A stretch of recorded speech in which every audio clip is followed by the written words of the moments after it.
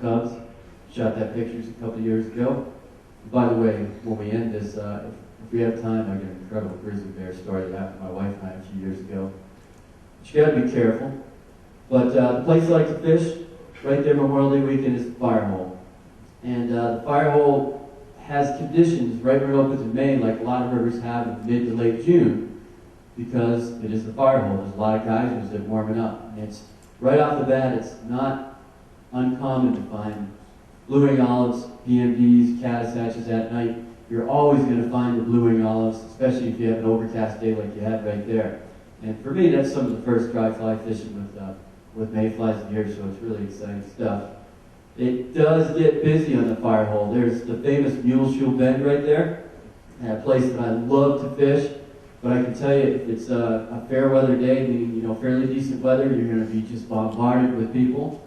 And I'll get out there early in the morning, maybe fish some early morning PMDs or some blue wings.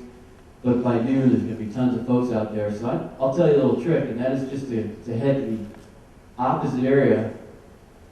The fire hole actually flows into Madison, but coming from the north is the Gibbon River. And for some reason, the Gibbon does not get fished a quarter the amount of the fire hole. Probably because in general the fish aren't as big, and maybe not as many, but there's plenty of them there. And having a river like that all to yourself is awesome. Little tiny brown trout hooked up there, jumping. He's probably a 10 or 12 incher, which when I'm fishing by myself, I'll take small trout any day. And there are some nicer fish in there. It's not uncommon to get a 13 or 14 incher. And one of the kids that works for me in the shop this year, although I didn't see a picture, said that he got like a 25-inch brown trout. And I was talking to Craig Matthews of Blue River Flies, and he said that's very possible. He fishes that a lot and has caught some very big fish there. And there's a little close-up of those guys. They're just gorgeous. Sometimes the smaller trout are like jewelry. They're really, really pretty. Now, I'm going to take you just outside the park real quick, because at the same time that this is going on, over in the Henry's Fork, we have a lot going on too. Last Chance in the Fox Canyon opened on Memorial Day weekend also on that Saturday.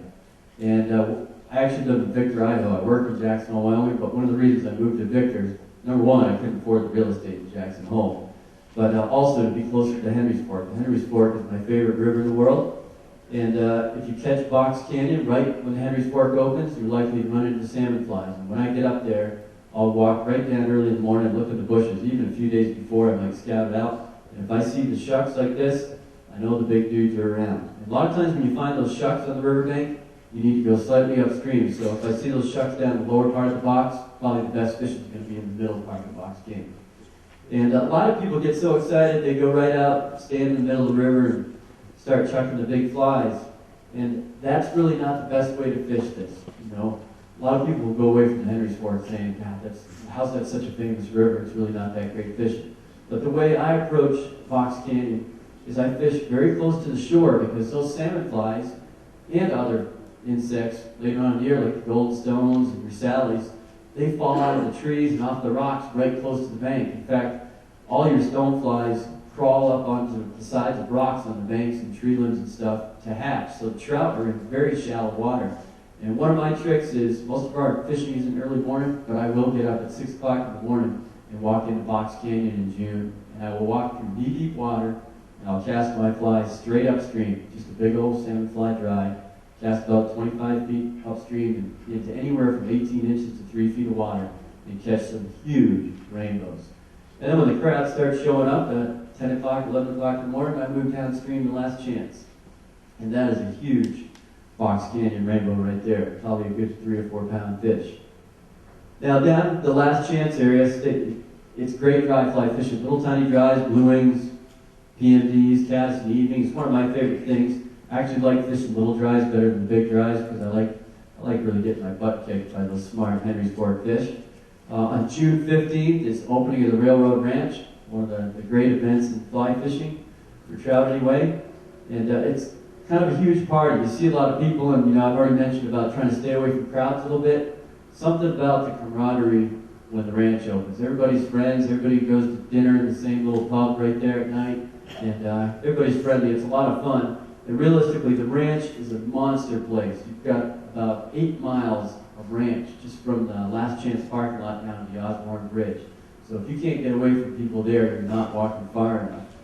One of my favorite events of the year is on the longest day of the year, I will leave the Last Chance parking lot and walk the entire ranch. So I'll walk all the way to the Osborne Bridge and back, 16-mile trip. And I'll leave about 5:30, 6 o'clock in the morning, and I don't just walk, I fish every single fish I see.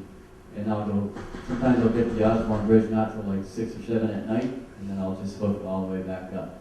And it's got to be quite an event. There's like 5 guys join me on this every year. If I see it at the Last Chance parking lot on the longest day of the year, you're welcome to join me because it's a lot of fun. You've got to be prepared though. When you leave the parking lot in the morning, you never know what the weather's going to be. Sometimes you'll leave, it'll be 75, 80 degrees, and the forecast will be that it's going to get in the upper 80s, and also a storm like this comes through and you're freezing. But if you look closely here, it's a friend of mine, and there's fish rising all over here. Every single spot there's big fish. And the one thing about the ranch, there are small fish, but if you have a keen eye to watch the rise forms, usually they're the smaller rises, you'll find big fish. And I try to only cast the big fish because in my opinion that's what the railroad ranch is all about. And just an indication where we are, if you've been down the ranch, this is down about 2 miles into the area we call the islands. And a lot of people, when it gets really windy, they back out of going to the ranch because sometimes it has whitecaps, but you can always go down to the islands and find even just like a 20-square foot area of slack water, and the big fish will move into those spots. So it actually can be easier when it's a real windy day. And my wife, I'll probably refer to her a few times today as Granny. Not because she's my old lady by any means, because she is the best cook in the world. And she cooks Christmas meals and Thanksgiving meals for the kids that work for me in the shop. And because she's such a good cook, they say it's like her grandmother. So she's had that name for over 20 years now. But she's a very avid angler. She's not as hardcore as probably some of us in this room. But when the fishing's good, I can't get the rod out of her hand, and I can't get her to row my boat. She's always up in the front.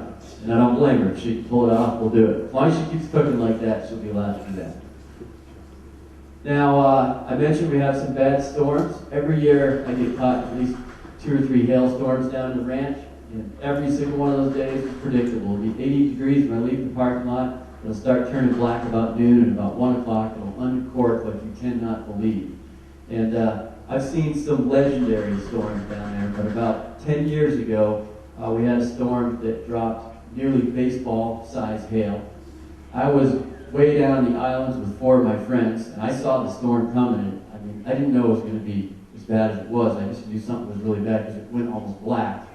And by the time it was done, I had the biggest welts on my head and the tops of my shoulders that you wouldn't believe. I actually submerged myself up to my nose for the 20 minutes that this monster hail came down. My friends, they tried to retreat for some trees, and every one of them got their rods broken. And I didn't think to take this picture until 2 hours after the storm, and it's still bigger than a golf ball. And the funny thing about it, we got back to the parking lot, everybody was in tears because their cars were messed up. The old Dodge Aspen looked great.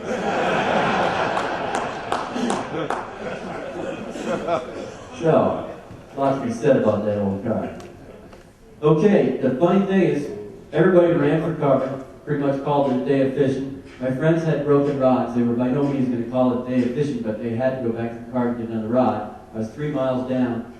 Once the ice cleared out of the river, which was amazing in itself, the hatch began immediately. And we had a P&D hatch that was just extraordinary. And I got to bang up fish down the ranch by myself for about 2 hours before they all got back.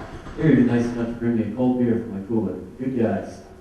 Now, a real hot day in late June, early July. It usually happens between June 25th and July 5th. We have my favorite event down the ranch, and that's the brown drake hatch. And brown drakes, sometimes they'll pop off just before you have one of those storms, but realistically the best brown drake hatches happen after you have about an 85 to 90 degree day, and they'll hatch from about 6:30 in the evening till about 8:30 at night, so it's a short window. But for those 2 hours, it's some of the best fishing